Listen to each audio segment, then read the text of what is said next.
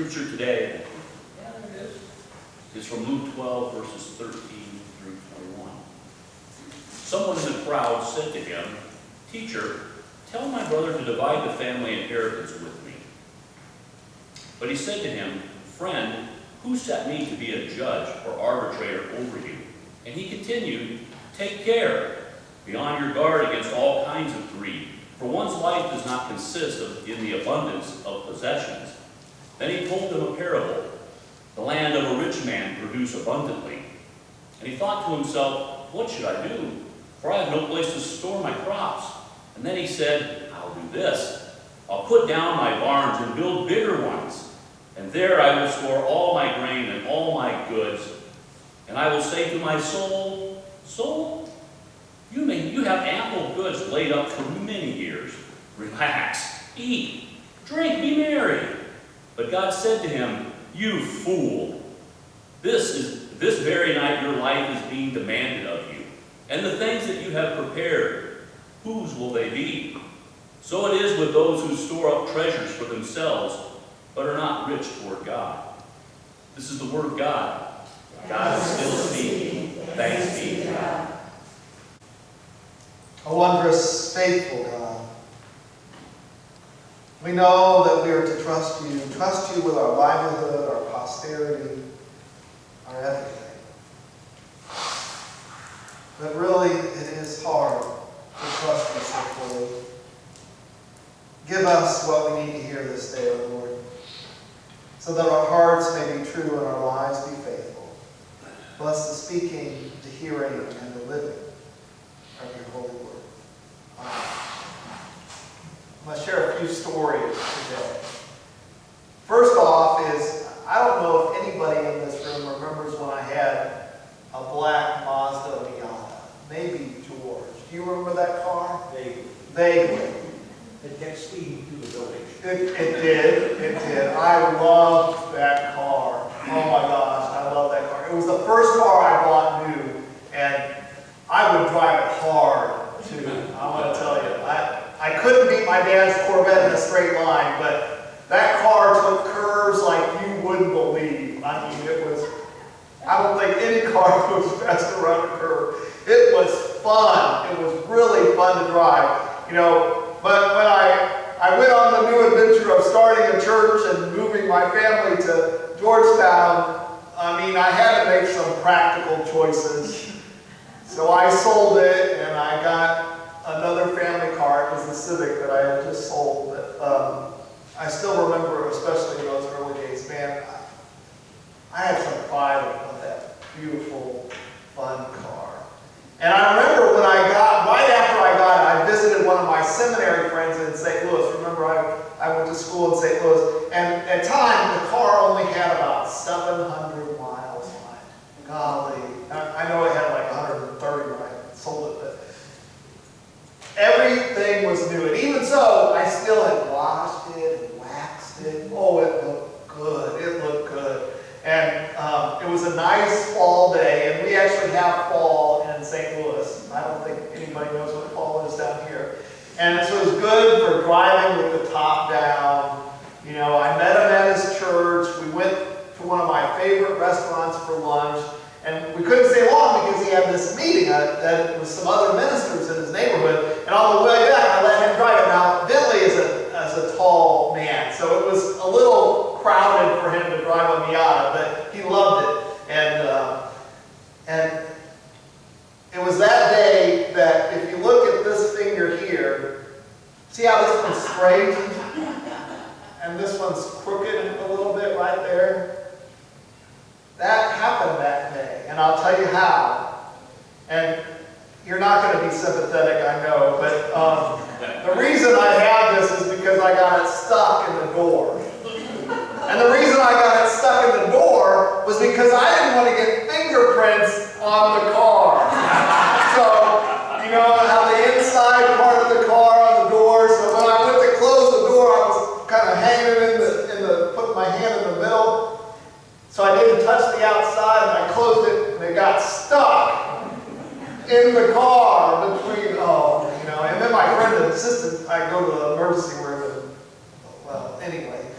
And It happened when I did it. There was another minister pulled up, right at the exact same time, and he was just laughing at me. And Bentley told me, he said, "Look, I am certainly going to be an illustration in one of his sermons, because that guy was a real pulpit pounder, and he was a good Black Baptist, and I was certainly," he was going to say, "I had the devil in me, and that I lusted after that car."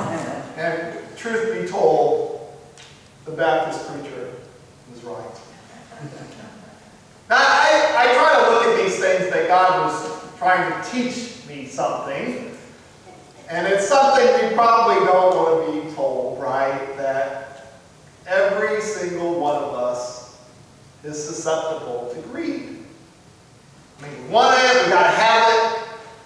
And sometimes, even though we can't afford it, we still buy it anyway. The rich fool was bad enough. He just wanted to hoard all this riches. But now, we are so addicted to material wealth that sometimes we just go deeper into debt because we buy things on credit. The desire is there. We reach out because we want it. And I know some people, they buy things because it makes them feel better. Hey, you know anybody like this? You might be that way yourself. Some people, they're depressed, they eat chocolate. Well, that's okay. Some actually might exercise. That's good for you. But some people go shopping when they're depressed. It's nothing like spending money on yourself to make you feel better, right? Really, that's kind of shallow, isn't it? But really, I'm not here to judge, because I know that I've done exactly the same thing. I know I have. There's another story that I want to share, and I read this book years ago, so this is it was a John Grissom's, if you're a John Grissom's fan, it's The Testament. I really liked The Testament, and I got hooked really early on. I just thought he set it up great. The Testament is about the last will and testament of a self-made billionaire. The guy started from scratch, built up, and made a huge amount of money. And it starts off, this old guy, he's worth about $10 billion. That's a lot of money. That's more than a millionaire, I'll tell you. He has 3 ex-wives, he has 6 children, and he despises all of them. And they don't have any love for him either, but, they're waiting for him to croak because they want to get their hands on the loot. And on their birthday, the guy was not, it's not like he didn't give them anything. Every single one of his kids on their birthdays, I think it was on their 21st birthday, I can't remember exactly, he gave each kid $5 million. And he said, you can do this, whatever. Every single one of them squandered it all, some quicker than others.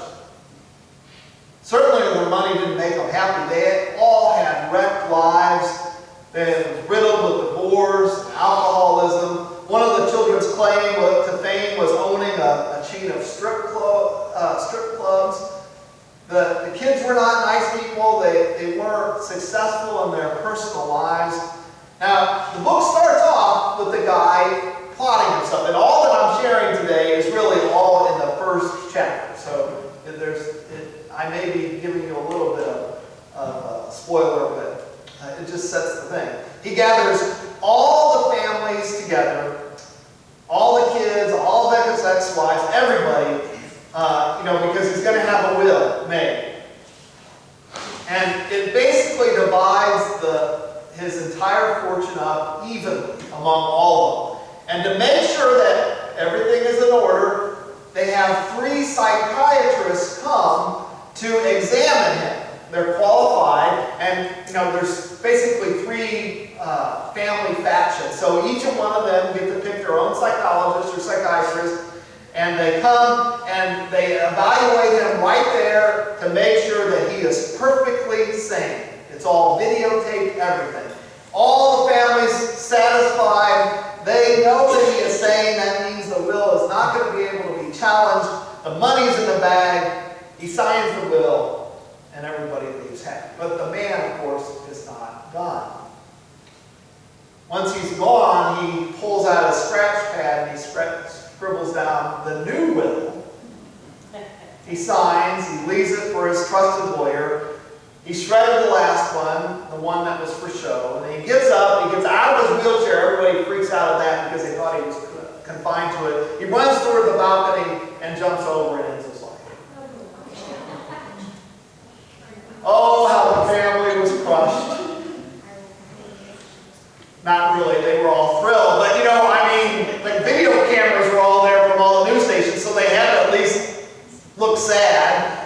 And of course, immediately they began making vast purchases on the basis that this money is essentially in the bank. One guy buys 2 brand new Porsches. Others, they make these exotic trips. They start looking for that new mansion to buy.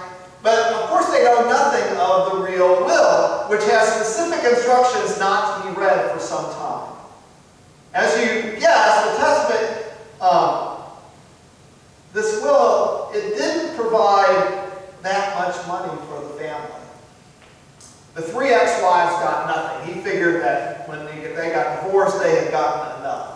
Those settlements were big enough for that. The kids would have all of their debt paid off to the day that he died.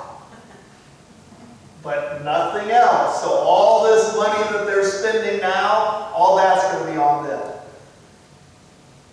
The old man leaves his entire fortune to some illegitimate daughter that nobody knew he had, who happens to be a missionary living out in Brazil. The kind of missionary that goes out into the most rugged, most remote places on earth. Now, pretty soon the family begins to realize that something might be wrong. The lawyers refusing to read the will, they then lawyer up themselves, right? And you wouldn't believe how many lawyers are getting involved in that. Every kid has a lawyer, some have more than one, every ex-wife has a lawyer. At firms, there's a huge amount of cash at stake. So, all the firms that those lawyers represent, they're sending all their best people because they want a piece of that money. And when the will is finally read, everybody is shocked. And they want to challenge the will. The guy was not competent. Now you see why that interview was so important. There is just so much money at stake. So the lawyers all decide to go for broke. They're going to throw everything they can into the defense and hope for a settlement. And then it gets better. The butler comes forward. He's upset too because he didn't get anything in the will, and he had cared for the guy for years, and so the cute little secretary too, she's upset. She didn't get anything. And so for $5 million, the butler will become the expert witness. He'll say whatever they need him to say. Whatever they want. The secretary too. But he wants $500,000 up front. So the lawyers, they have a meeting to figure out. Of course, there's at this point, about 60 lawyers that are involved that all want to help represent this family. They all agree to the butler's proposal, although they're going to have to put that $500,000 up themselves because all their clients are broke at this point. And they're going to have him lie. In fact, they're going to coach him on how to lie. Now, the rest of the story really, it deals with trying to find this illegitimate daughter. I'd probably spoil too much for you, but this does not seem like a far-fetched tale to me. The way that greed and money works in our lives. This all comes back to the gospel and what Jesus was talking about today. Jesus knew the power that greed can have over a person's life. How money can have a power over us that we probably don't want to admit. It's very tempting to make you happy? I mean, is that so bad? Or things that at least make you secure? Health insurance for your children? For yourself? But the sin, it's not really in the possession. The sin comes in how you accumulate it and how you spend it. And the sin comes, most of all, and what is it that you really trust? Do you really think that money is going to save you? That's what it boils down to. Because if you do, that's sinful. We can call it for what it is. It's called idolatry. You are worshiping that thing. You are trusting that that is going to save you more than God and Jesus Christ. I mean, I don't really consider myself greedy. But I know that there are at times where I really want that new thing. Or there's things that I want. Or I worry about. Of course, now I'm a single parent. And I have to worry about finances for my kids. But it's not that I know that Jesus is telling us, don't put your trust in that stuff. Put your trust in God. Every single one of us wants to have a decent retirement. Help. We need to be able to pay our bills. We need to have food on the table. We want to live comfortably. But money can't save you. We can't even buy love, as the old Beatles song used to say. It is God and God alone who brings salvation.